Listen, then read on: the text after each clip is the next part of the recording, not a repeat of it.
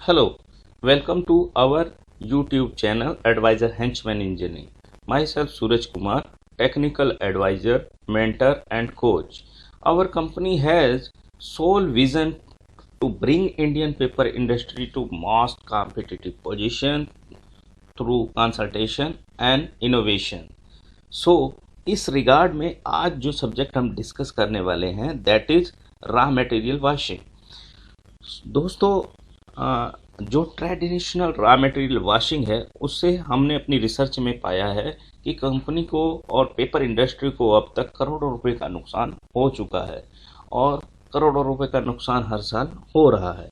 So we will show you how these losses are happening. Please see the table. So paper industry में basically pulping process के लिए 4 type raw material use होते हैं, that is bagasse, wheat straw, wood chips and rice straw. बहुत ही कम quantity में rice straw use होते हैं बट किसी किसी पेपर इंडस्ट्री में यूज होता है। This table shows various type of raw material and their ash content means raw material में कितना ash है और उस ash के constituents क्या क्या है। फॉर अगर इंस्टेंस की हम बात करें कि व्हीट स्ट्रो में 7% एश है, बेगासे में 6.5% एश है, वुड चिप्स में 0.6% एश है और राइस स्ट्रॉ में 15% एश है।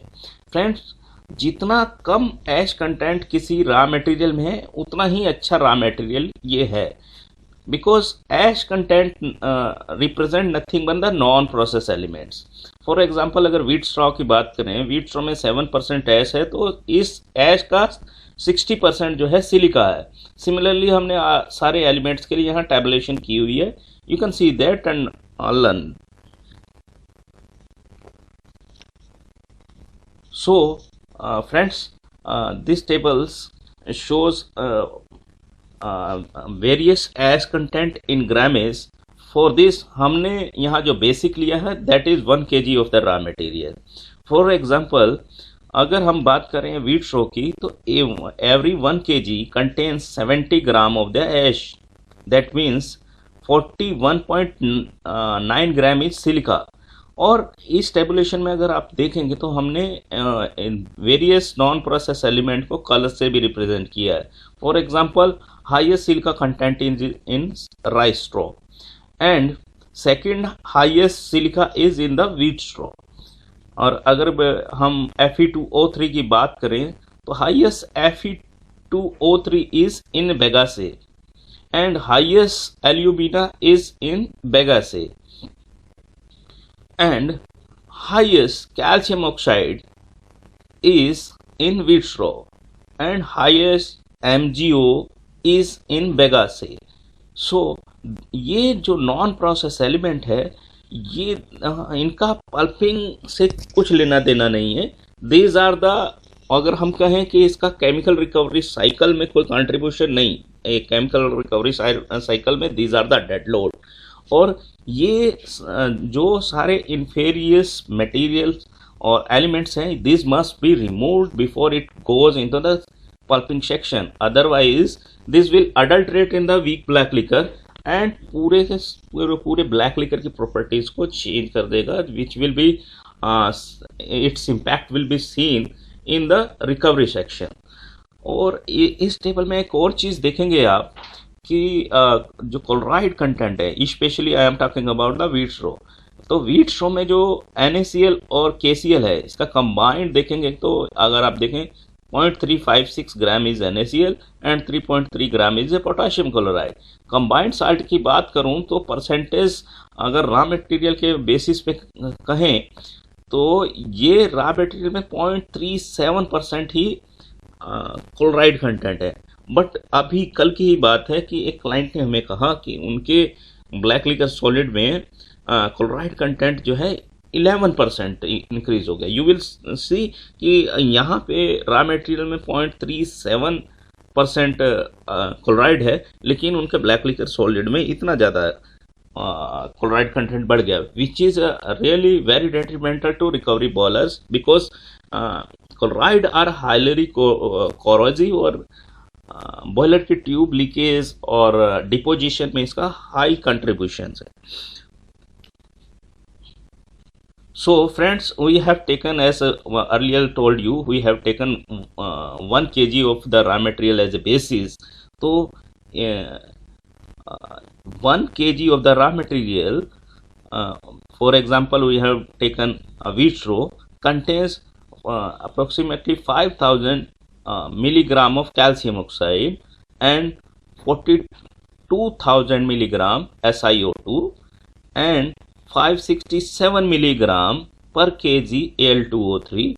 Similarly, Fe2O3 378 milligram per kg, NaCl is 356 milligram per kg, and KCl is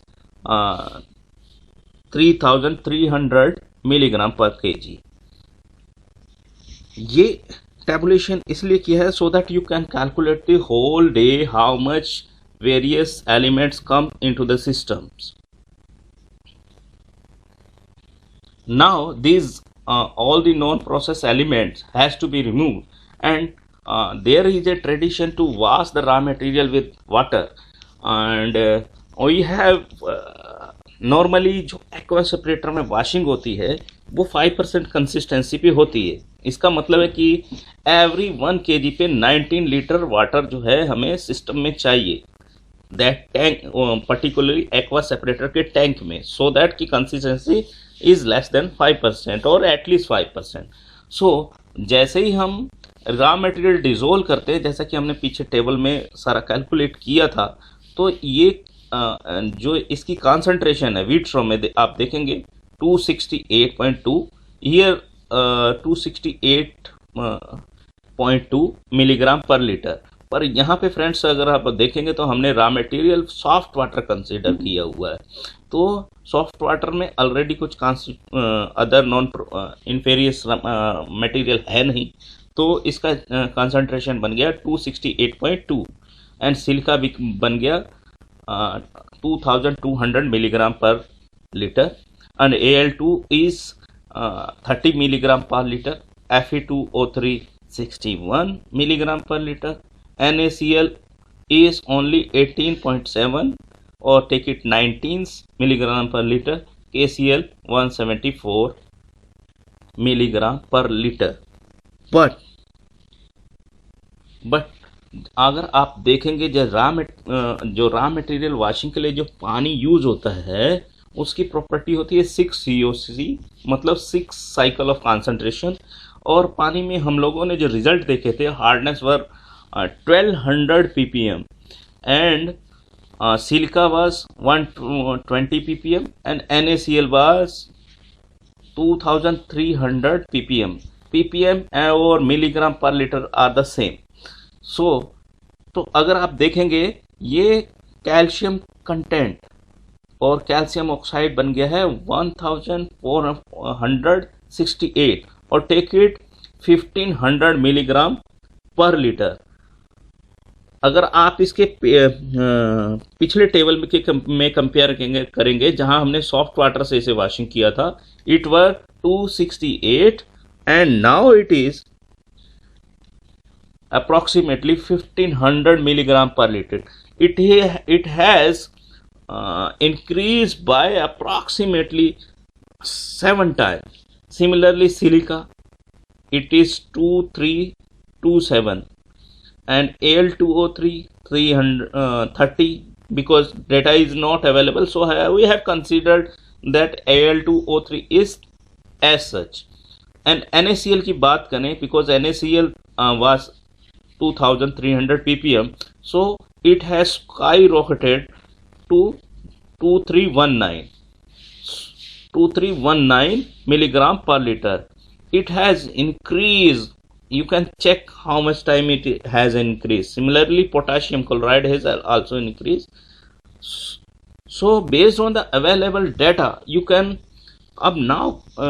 now consider कि हम रॉ मटेरियल को वॉश कर रहे हैं या और ज़्यादा इसे गंदा कर रहे हैं, because ultimately these non-process element will go in the pulping section and make the whole black liquor very very bad to process.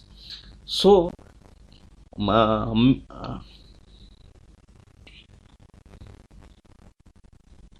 और इसके अगर same pulping and same washing system चलता है तो उसके बैड इम्पैक्ट क्या है, or we can say impact of poor wet washing.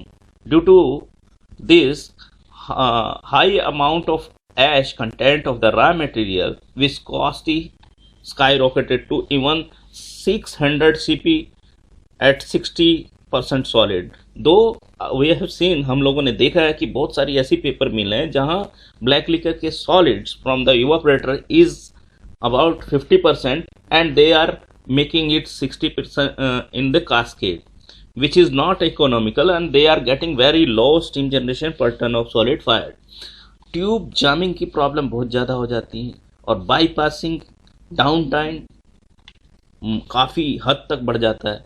Silica lime mud में 7 to 8% बन जाता है, जो कि टोटली अनसुटेबल है फॉर लाइम रिसाइकलिंग। अगर कुछ एग्रोबेस पल्पिंग अगर इस मड को यूज़ भी करती हैं तो उनकी लाइम किलर में क्लिंकरिंग फॉर्मेशन बहुत ज़्यादा हाई हो जाती है। अगर उनको हाई प्योरिटी चाहिए तो approximately 90% of the lime mud has to be dispose to maintain the silica. So limestone makeup की रिक्वायरमेंट बहुत ज़्यादा बढ़ जाती है। High NaCl and KCl in the chemical causes the in the chemical cycle causes the recovery boiler flue gases passes, jamming and corrosion, frequent tube leakages। Steam generation recovery वाले से बहुत कमी हो जाता है, 2.5 से 2.8 ton per ton of solid. Spout jamming और air port की फ्रीक्वेंसी बहुत बढ़ जाती है।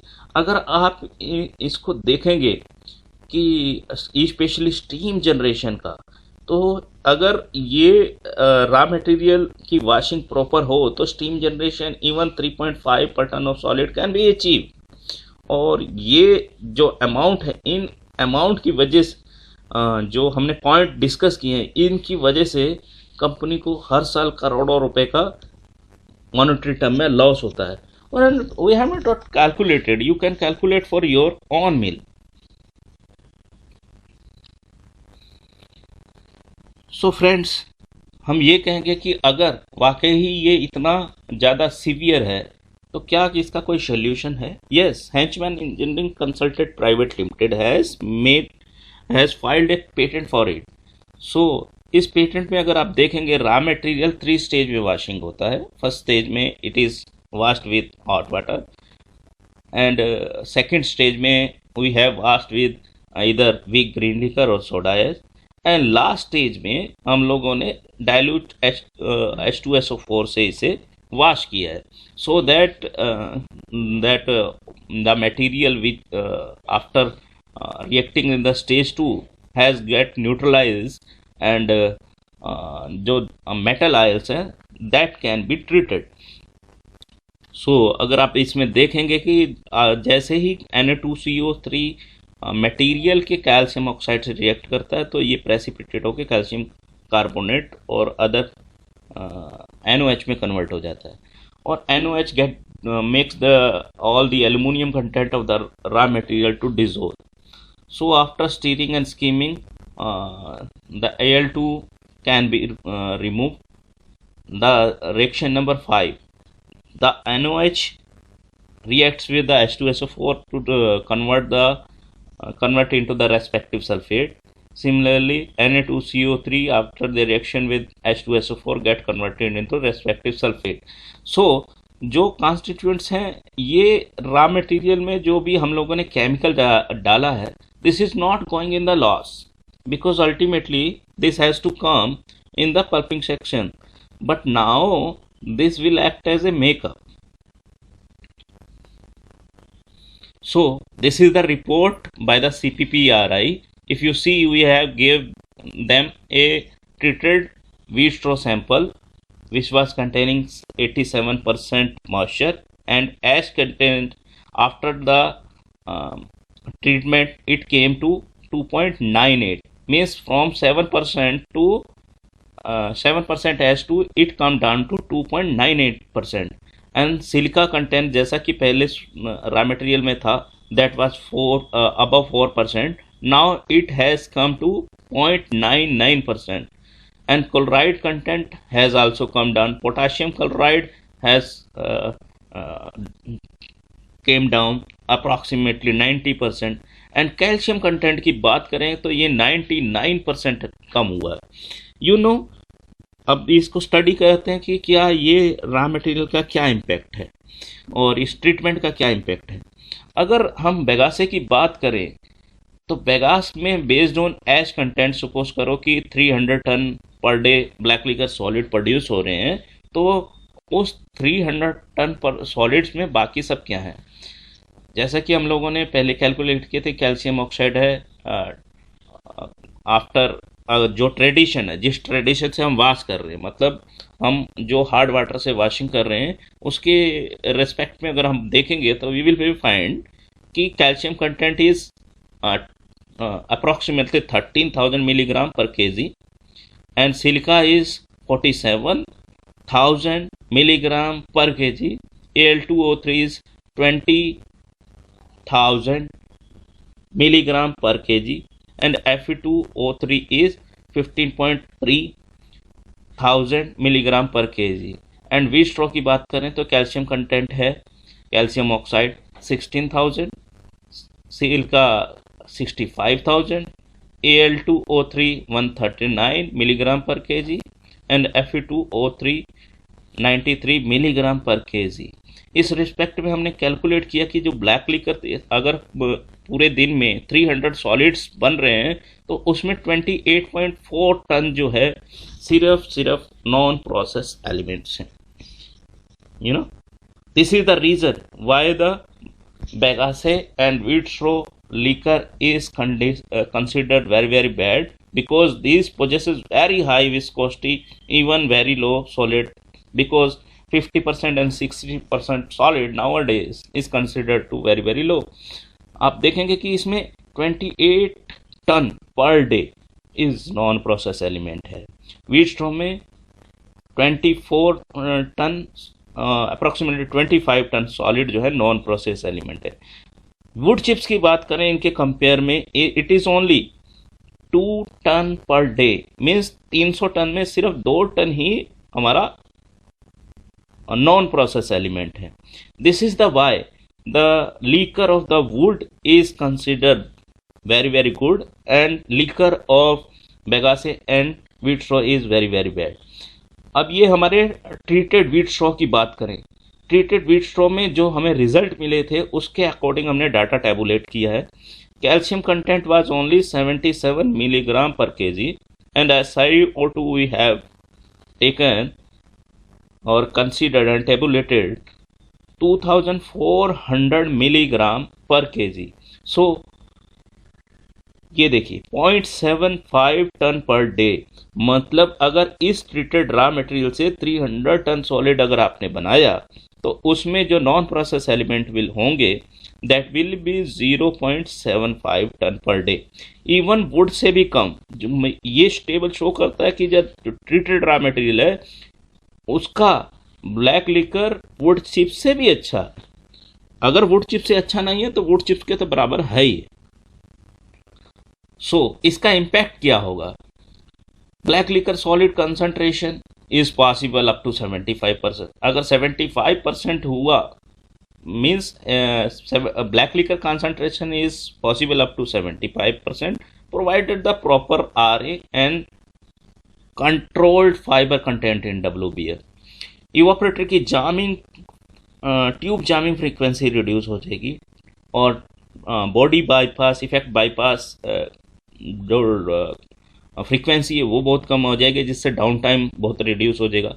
सिलिका लाइम मड में will reduce to 1% and less than 3 मतलब अगर रॉ मटेरियल की बात करें, रॉ मटेरियल में सिलिका 1% से कम हो जाएगा और मड में it will be less than 3.5%. और लाइम मड में 3.5% is considered operatable. Clinker formation कम हो जाएगा और इस कि क्योंकि क्लिंकर फॉर्मेशन कम हो जाएगा, क्योंकि सिलिका कम हो गया। Number point 6, makeup limestone requirement reduces, mean क्योंकि सिलिका कम हो गया है तो मेकअप लाइमस्टोन की रिक्वायरमेंट भी बहुत कम हो जाएगी। NaCl and KCl will reduce greatly. Steam generation will become good, 3.2 से 3.5 ton per ton of black liquor solid. यही अगर 300 ton per day solid fire होते हैं तो स्टीम जनरेशन का जो गेन मिलेगा that will be 6.5 crore rupees per year. Sorry, जो गेन मिलेगा स्टीम जनरेशन का that will be 6.5 crore rupees per annum अगर 300 ton solid per day fire होते हैं। और स्पाउट जामिंग की फ्रीक्वेंसी बहुत ही कम हो जाएगी। फ्रेंड्स, ये सारा डिस्कशन था रॉ मटेरियल वॉशिंग के लिए। अगर आपको फिर भी कोई क्वेरीज है, you can log on to www.henchmanengineering.com or you can directly contact us on this number. You can click on our YouTube channel also, link is provided here. Thank you. Have a great day.